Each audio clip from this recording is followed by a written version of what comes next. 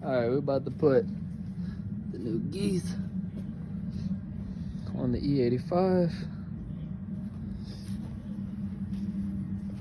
And your dog's eating the manual.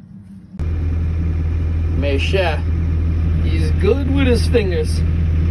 Don't forget to put your rubber on. Well, we need to clean them. Oh, you reuse your rubbers and clean them? Yep. Stick them in the washing machine after. Oh yeah, when it don't fit, just beat it. Teamwork makes the dream work. Had to go get the old paws dirty.